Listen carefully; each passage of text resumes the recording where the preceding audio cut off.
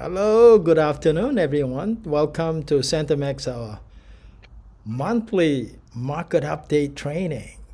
And this is, of course, September, and today is September the 8th. As usual, I have invited Jean Riley as well as Lily Garipova to be our guests on the market update training. I've been looking at some data, and I think some numbers are interesting coming out of San Diego, and Lily has some interesting data to share with us. Now, today we're going to have Lily go first. I don't think I need any introduction on either one of our guests today, so I'm just going to let Lily go ahead and have a conversation with me. Jean, would you please stand by for a moment? All right, Lily, you go first. Now, let's talk a little bit about a couple of new deals that you got into escrow. Now, one of them is in the Alameda, city of Alameda. Tell me a little bit about that. How did you get this one into escrow? How's the market in Alameda? Oh, Alameda market is really good. So, as everywhere, right? The condos, townhomes, they're a little bit more flexible right now on the market. So, but in Alameda, they still condos in demand because majority of them by the sea, right? They buy the ocean. So this one we just got in the contract couple of weeks ago. I mean, like maybe a week and a half ago. So it's a beautiful condo right by the ocean. I mean, what can be better? Yeah, so single families, they in big demand like everywhere, right? In Alameda, I recently saw a house was listed at 1.2 something, and then it closed at 1.6, which Oh is my absolutely insane. God. Well, now in your Um, case, for that condominium, did you encounter multiple offers? no, actually not. We got lucky with this one because um, we dropped the price a little bit too. Like we dropped 5K. But the problem was the agent, he had to like the condominium complex didn't let the agent to have a lock box, and I think that's why he every time he had to drive and open the apartment for other agents, and I think we just got in the contract really fast, so we saw it and we liked it, and location of it was great. So I see. Now, let me ask you this. Uh, so it was pretty easy to get this one into escrow because you did not have much competition at all? you know what? In this case, not really. This condominium was its original condition with the carpets and a regular, like the original bathrooms and so on. But then I called the same complex. There was like one condominium in escrow, and it was 200 square feet more than this one. And when they listed the home for they condominium for 699, and then I called the agent and I said, hey, can you tell me the price? Did you hit like 700 or did you hit 750? And she said, I'll tell you honestly, we hit like more than 800. And I said like, but it was the other one was with remodeling, right? And so I just explained to my clients, when it's like 100 and what something like almost 200K difference. I said like it's 200 square feet less, but whatever you do in apartment, it's still gonna make sense, right? So Yeah. and they got yeah. Okay. Well, and that's just got into escrow. Now, Yes, yes. all right. What about the rest of the market in the Bay Area? What can you share with us? Well, well, in the I can talk about San Jose a little bit because majority of my clients right now in San Jose, like I have multiple clients who still searching, they're looking at the market, they're waiting for the right house. Right now, what happens? Yeah, we have more inventory. It's not only about San Jose; it's like everywhere. We have in Bay Area, we have more inventory coming up, and actually, me myself, I have some calls about potential listings. People think about listing their condos, townhomes. So yes, market is moving, and that inventory gives a little bit more choice for buyers, right?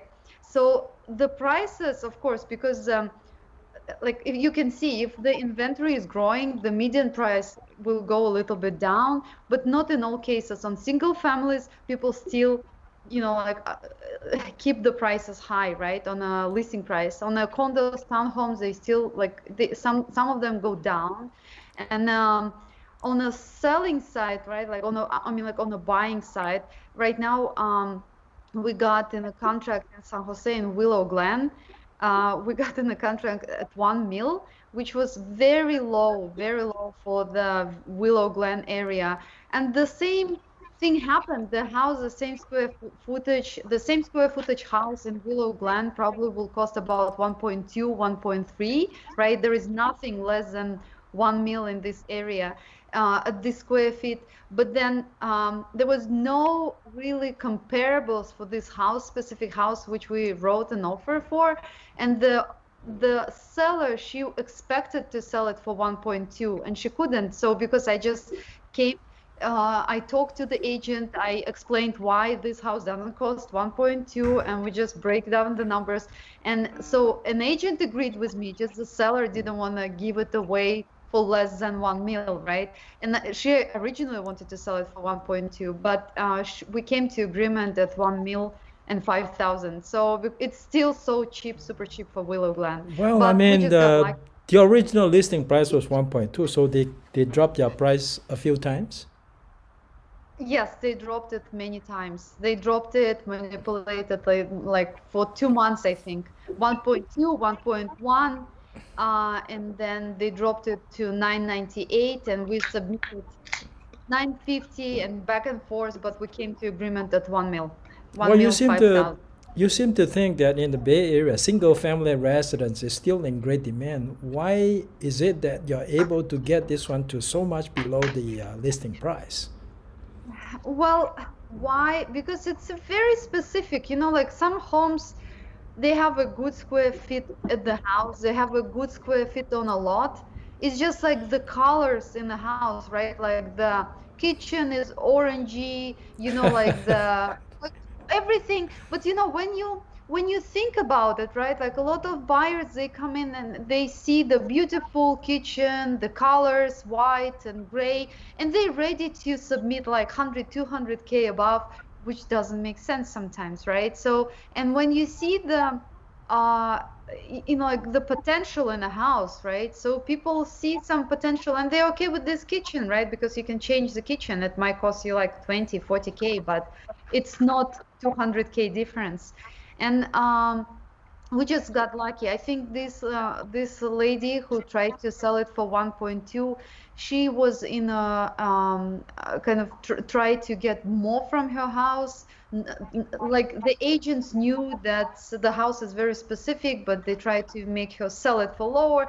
She just insisted for a long time to keep the price. I mean, that's why like we just got lucky in this one. But even in Blossom, if to talk a little bit more about San Jose, like in the whole, right? So in San Jose, in Blossom Hill Valley, I've seen like couple homes, big square footage with a good remodeling and so on. They've been hanging on the market like for like two of them I saw 15 days, 10 days. It's very unusual for the homes in Blossom Hill Valley, this square footage with remodeling to be hanging for longer, right? So I see that some homes hang on the market a little bit longer, which are Well, you very unusual. mentioned 15 days. 15 days is not that long.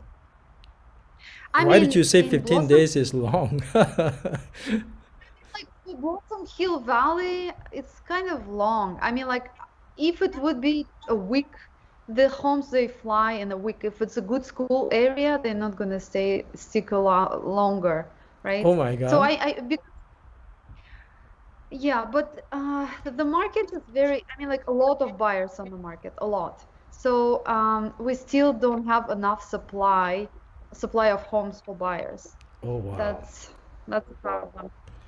Okay.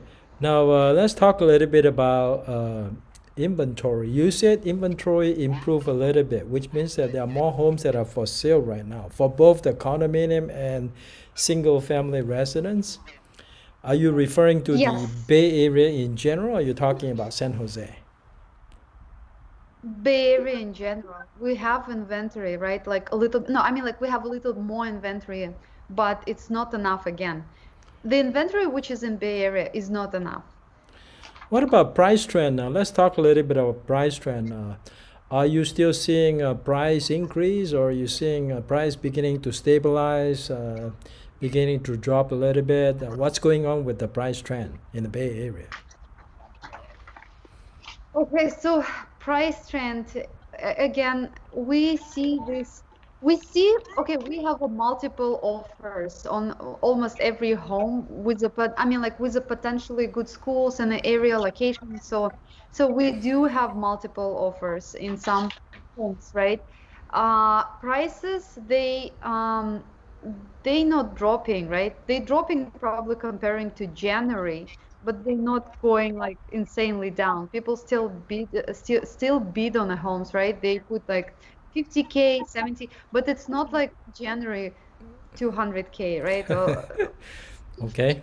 Alameda, Alameda house case, right, which was sold 1 month ago. It's like somebody put 400K on this house, and it's maybe was a specific house somebody wanted really, really badly, but you never know. And so I've seen like couple homes in Cambrian which sold, like they've been listed 1.3 and I think they closed at 1.5. But again, when you like look at these homes, they have a top, like really nice remodeling. Basically, when you come in, it's like you're walking in a magazine, edition home, right? Of course, somebody just put 200K on top or 250 on top. So you still sometimes see it in this market, but it needs to be very specific house, right? Let me It's ask you not on this: every house. in terms of strategies, what strategies are you using in putting together an offer? Are you putting in some short contingency periods compared to the normal 17 days or 21 days? Yes, yes. I do. Recently, I submitted. Oh, that's a story. Recently, I submitted for one house in San Jose. It's an east side of San Jose. Not a good schools, like good square footage house. I think it was like 1,700 square feet. They remodeled the high ceilings. So that was priced, I think, at 899. So for East San Jose, 899, it's already like a little bit high, right? So, and looking at the house, when I toured the house, I told my clients that can hit 1 mil. Like it can, but like it's very unusual for East San Jose for the house to sell for 1 mil, but it will because of its looks, right? So Yep. I stretched. So basically, my clients went uh, like whatever they had, and they put like I think 940, and I told them like, can you come up a little more because we're gonna lose it, right? 940. Um, we removed all contingencies and left only loan with a short period, right?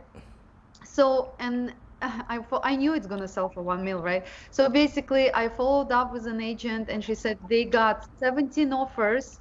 Five of them been non-contingent at 1 mil or higher. So we lost. But the thing is, like, so to understand the market a little bit, if the house is about 1 mil, even if it's in an area with not a good school, right, and it's a nice remodeling, people will bid on it, right? It's crazy, yes, but 17 offers, and we came just with a loan, short period, but still, it doesn't mean anything in comparing to 17 offers, five of them non-contingent Oh at my 1 mil. So God. You don't have a I chance on can that compete. one. Yes, yes. So, like if some of my clients, if they're ready to remove all contingencies and there is no risks, right? Of course, we're gonna go. But in a loan wise, sometimes we don't. Actually, to talk about a little bit of, I have the situation right now in one of my transactions in a new development where my clients went with a lending, right, of the builder, and they couldn't get a loan from a builder. Like, So so what I happened had to then? transfer.